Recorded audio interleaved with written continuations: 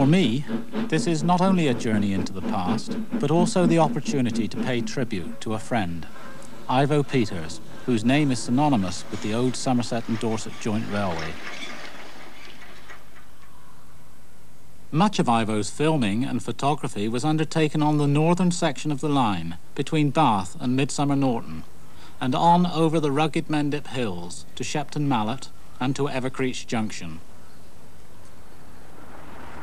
The Midland, a reminder that, in addition to Brunel's Great Western, the city of Bath was once served by the Midland Railway, here at Green Park Station, perhaps better remembered as the northern terminal of the Somerset and Dorset line, and full of memories for me.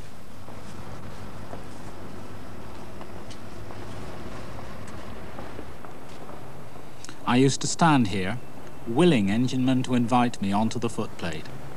Little did I then imagine that the passage of 30 years would, in turn, witness closure, dereliction, and now the superb restoration of the station, albeit to serve primarily as a car park to an adjacent superstore. Today, if we wish to travel over the Mendips to Evercreech Junction, it must be by car. And here, where steam once ruled, the surroundings now echo to the sounds of other motive power.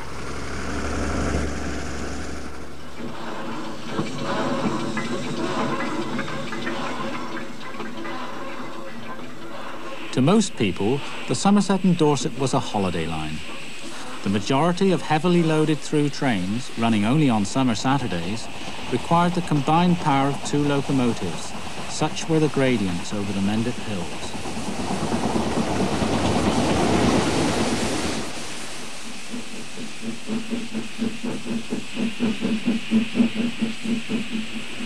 But the pride of the line, the Pines Express, ran daily throughout the year, Sundays excepted, between Manchester and Bournemouth.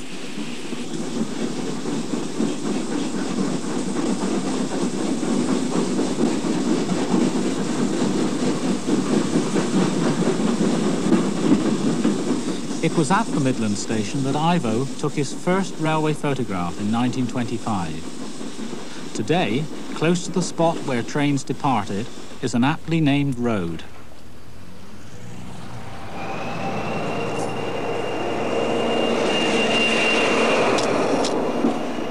For nearly 60 years, until his recent illness, Ivo has recorded the changing railway scene throughout the British Isles. But it is no secret that his favourite line was the Somerset and Dorset, with its close-knit family of dedicated railwaymen, for whose skills Ivo had the highest regard. Many were to become his friends, and still visit or correspond with him at his home in Bath. Amongst them, fireman Peter Smith.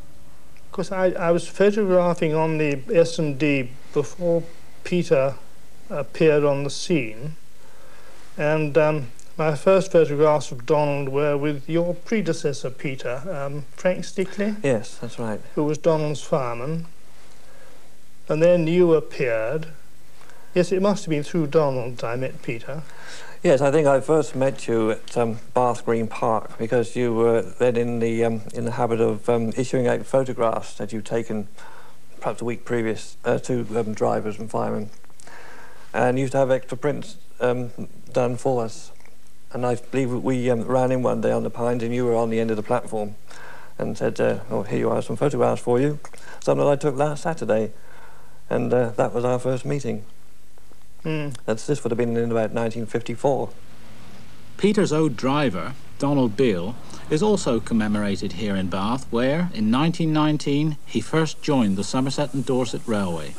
When filmed by Ivo in 1962, Donald's locomotive handling over the S&D was already becoming legendary. Well, he was a charming man, and yet nearly all the drivers on the S&D were charming people. It was very, very rare to find someone who wasn't pleasant. Yes, Donald, of course, was an absolute charmer.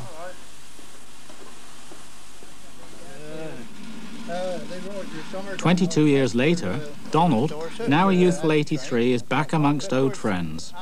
His fireman, Peter Smith, and colleagues David Massey and Ray Stokes, both ex-S&D enginemen. When they extended the service, well, Evening Star was running around with 3 coaches on. John Thorne took 10 up last Saturday with a 9.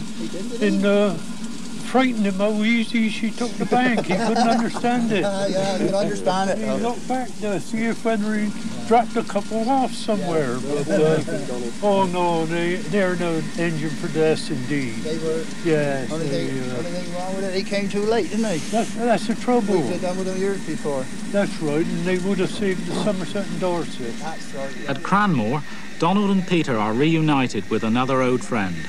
Loco number 92203, on which Donald first taught Peter to drive. The engine is now restored to working order here on David Shepherd's East Somerset Railway. Having an oil up there, Dom? Just doing a little bit, Pete. Taking a few corks back here and there? Yeah, I've done that one.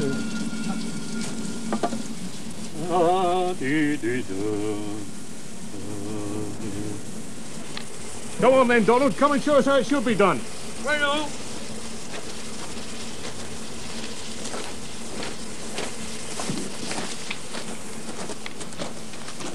Come up. Go on in, Peter. Go on, Donald. You know all the way around, don't you? There you are, mate. That's your seat. Lovely. Okay. Think you can find your way about? Yes. With a bit of luck. Cool. That's it. Oh. Forgotten what a long way up it was, Peter. Welcome aboard. Thanks very much. Hello, Donald. All right? Yeah, thanks, Mike. How are you? Not too bad. What's it like to be back in the old driving seat again, then? Fine. Eh? Fine. Quite like old times.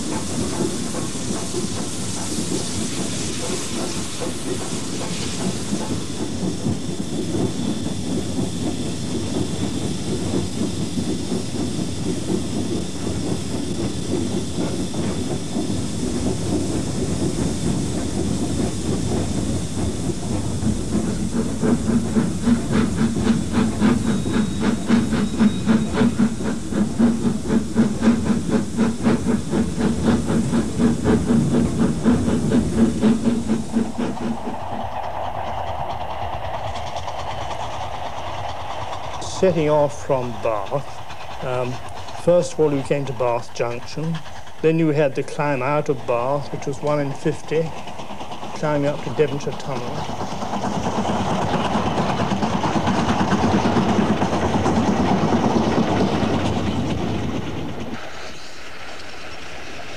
Anyway, you came out of Devonshire Tunnel into Lincoln Vale. That was a very beautiful spot. Still climbing at 1 in 50, and you came up into a little wooded section at the end.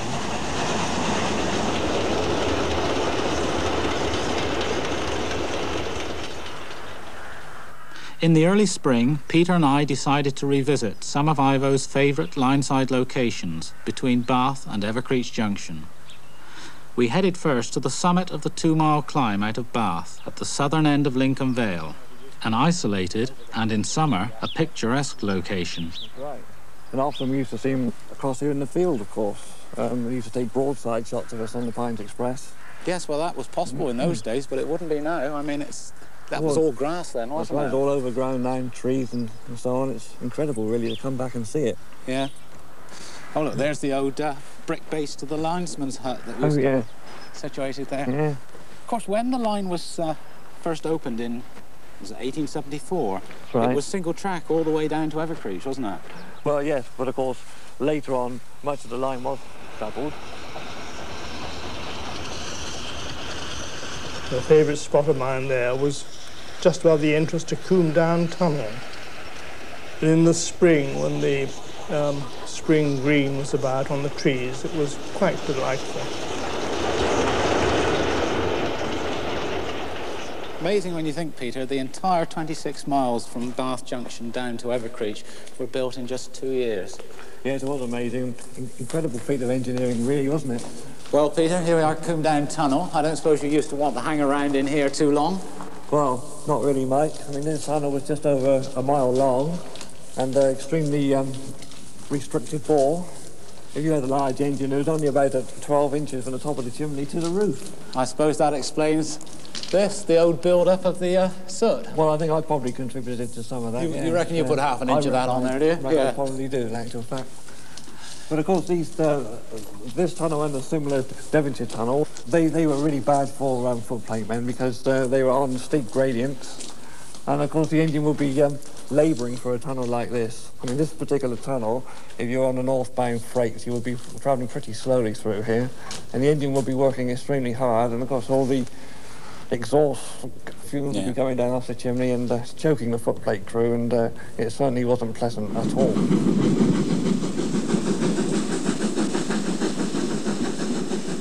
So you swept down through Combe Down Tunnel and you popped out the other end into Horsecombe Vale, which was, superb scenery, absolutely magnificent.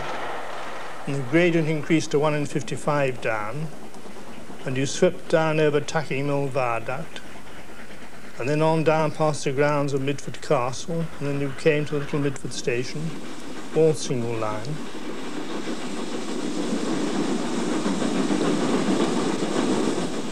Well, to me, Peter, of course, this was the most picturesque section of the entire line, down through Midford Station and along the Midford Valley. Well, of course, mate, you're biased, aren't you? I mean, you used to work the signal box here, didn't you? So they tell me. Well, better not say too much about that. No. Ah, look, Peter, they've taken down the overgrowth here, and that's the sort of view you used to get all the way along through the length of Midford Station, which we're approaching now. And there's the old Great Western line from Limpingstoke to Camerton over on the bridge there. Oh, yes. Where they filmed the Titfield Thunderbolt in 1952. I remember, yes.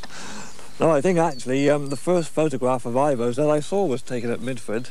I thought then, what a marvellous place, how beautiful. And it still is, isn't it, mate? It is, yeah. Yeah, even the sun comes out at Midford, you see. But of course. Let's walk on down and try and find the station. Right. Just along here, Peter, is where one of the signal wires used to run underneath the platform. Yeah, there's the pulley wheel just there, you see. Oh, yes, there it is. We used to work all the expresses to Bath, and so we used to flash through here at some speed, and we didn't see the incidental details, if you like. I know, you used to come through a bit too fast sometimes. You used to rattle the windows in the box, Peter. Oh, is that right?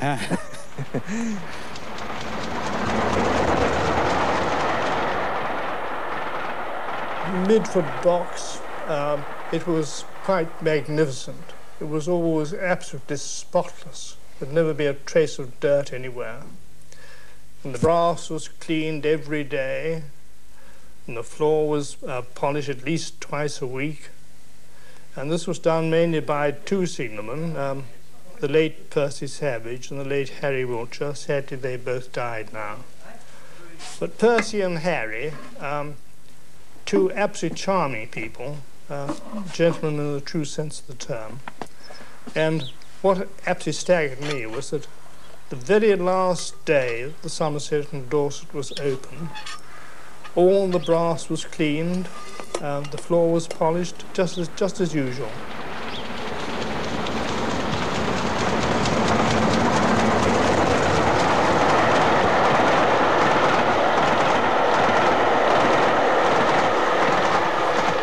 it's so sad, Peter, to see all this desolation of something that you would have thought would have gone on forever. Indeed. Let's have a look at this picture I've brought along of Ivo's. Now, we're stood in exactly the same spot that he took this picture back in the 50s. Well, the old viaduct's still there, Peter, and the pub. Let's go down and have a pint. Never mind the pint. Mike, I thought you were going to tell me about your courting days in the signal box at Midford. Ah, well, I promised Sandra we wouldn't mention that. Sadly, not a foot of track remains between Bath and Evercreech, but the Somerset and Dorset Railway Trust found a home and established a museum here at Washford on the West Somerset Railway. One exhibit in particular recaptures for me the atmosphere of the old line. It's the creation of Peter Cattermole. Midford box. This brings back special memories for me, Peter. How on earth did you manage to recreate this so accurately? Well, it's thanks to Ivo and his marvellous photographs, because from those we've collected together all this stuff here and recreated the interior of the old Midford box, right down to the lever plates and the lever descriptions. Are any of these from Midford box? There's just one item from the old Midford box, and all the rest has come from Southampton and from British Rail elsewhere. And what's the one item? One item's number 14 plate. Oh, the old up inner home. Yeah. That's right. Yeah. And all the brass work we polish up, and most of it works now. And whether you would like to try your hand at reliving 25 years ago in our box here. Well, we'll have a go. Let's see if we can put a down train to Wellow. Well, there's the duster. Oh, you take it yes, over. Indeed.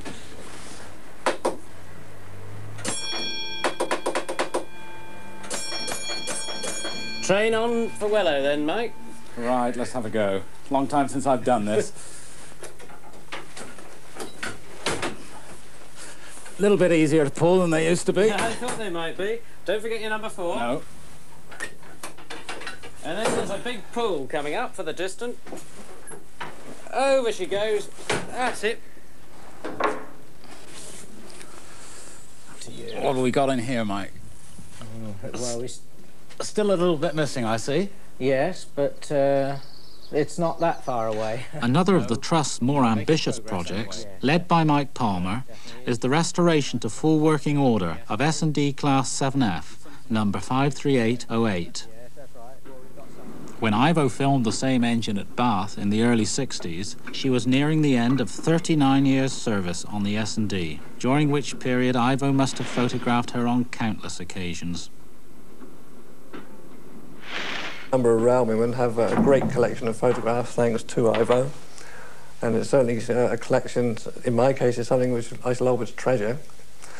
And also we were always pleased if we had the opportunity to give him a footplate ride, which Donald Beale and I did on a number of occasions. It made me feel very humble at times, the way these expert railwaymen would welcome me sort of with open arms. I was a pure amateur. And yet, wherever I went on a Saturday, I'd be, say, welcomed with open arms and had delightful treatment by all and sundry. This is the camera I used, which was Bell and Howell, and I did all my filming in 16mm and all in colour. Most of my shots were done on a tripod. Very early on, I'd been given a lecture by a professional saying, Ivo, you must remember that what you are filming is doing the moving, you are not. And I was also given very wise instruction early on about practicing panning. Panning is where you swing the camera on its tripod, keeping as closely as you can focused on the engine. It's a one sweet swing through. The slightest hesitation or the slightest jerk in panning, and when you see it on the screen, you'll be horrified, think, gosh, what have I done? The once picturesque Midsummer Norton was a frequent winner of the Best Kept Station competition, an award it well deserved, as each summer the station was bedecked with superb floral displays.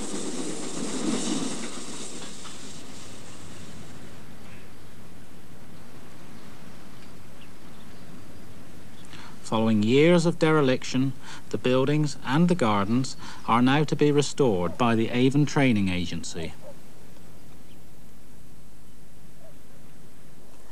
After climbing a further 2 miles, the line passed through a short tunnel close to the village of Chilcompton.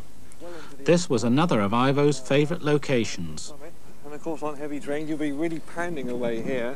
This was a steady 153 gradient heading towards Malmesbury at this point, and on heavy train you'll be really into them. Yeah. It'll be a lovely sound coming out of the exhaust.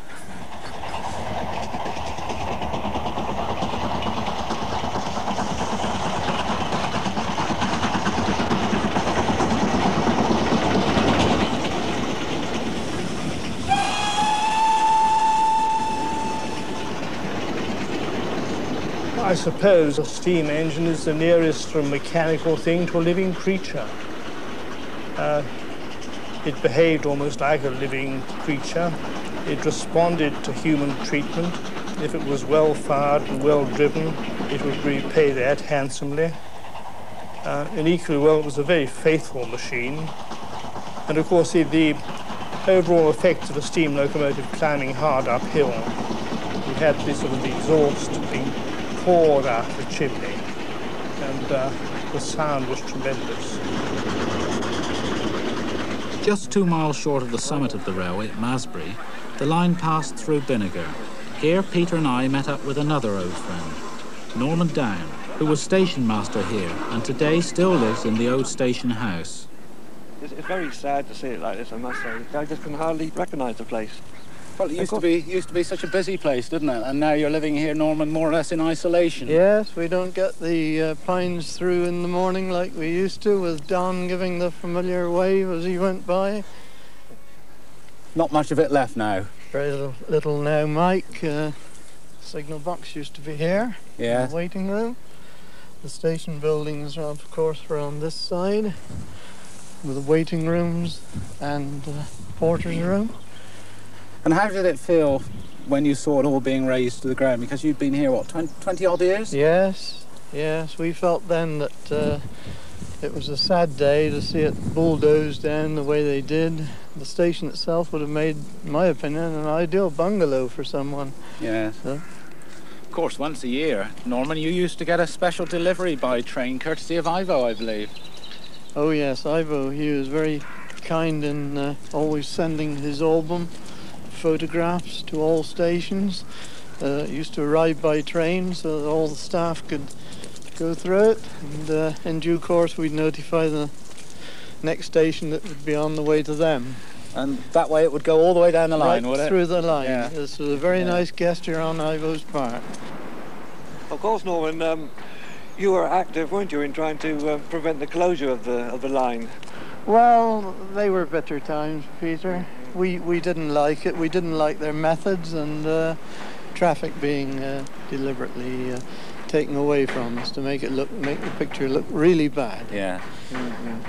Census of passengers taken when school children were on holiday to make the numbers lower, that sort of thing. It was a bad way of doing it. In happier days, Ivo, in his faithful Bentley, would often chase a train, managing to photograph it at several locations on the long climb to Masbury summit. Oh, one had great fun chasing trains and seeing how many times you could photograph the train between, shall we say, points A and B. And more often than not, the crews on the locomotives were fully aware of what you were doing. And they would more or less say, right, we'll jolly well see we get to Masbury summit before Ivo does.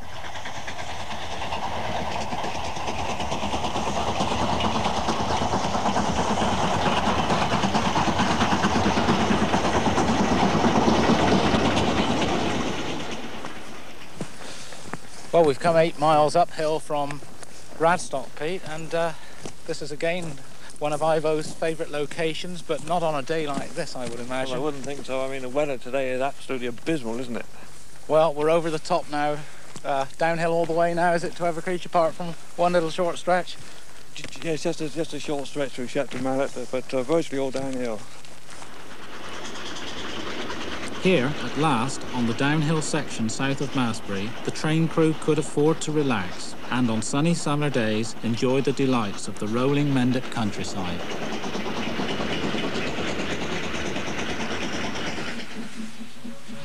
Evercreech Junction, where once passengers could change trains for stations to Burnham-on-Sea, Bridgwater, or even Wells. The engines which hauled the heavy freight traffic over the Mendips were turned here at Evercreech, prior to setting off back to Bath. Here too, Peter and I decided to turn back, but not before saying farewell to Ray Stokes. This is the end of the line for us then, Peter? That's right, Mike. But of course, this is only the first 26 miles of the line, and if we were on the Pines Express now, there's another 46 miles to go yet to Bournemouth. And then, of course, you had the branch up to Highbridge and Burnham. That's right, that branch off to the left. It's about a half a mile from here. And that's where you we came in from Temple Coombe. That's right. I suppose you still think about the old line, Ray, do you? Oh, very often, yes. God, I can't forget it even. But when you come to look at it, places like this is the first time I've been in here now since we retired, since we closed. And you just can't imagine what it was like now. You forget all about it. I mean, they've altered it all. It's impossible now to think what the line used to be like. The only thing is you've got your memories and you can remember it as it was.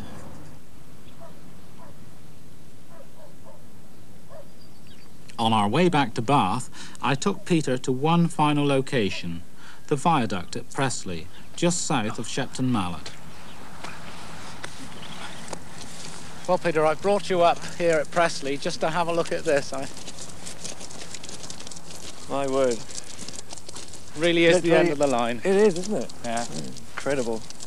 That's just how it must have looked before they built the railway. I suppose in 1872 they must have started building this. Yeah. Amazing, isn't it?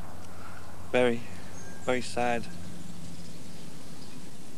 I started filming the S&D in 1958, and I didn't appreciate what I was doing, really. I did it because I loved the S&D and I thought what fun to be filming it. But at no time whilst I was filming the S&D did I think, well, this is going to be unique in some years to come. That never crossed my mind.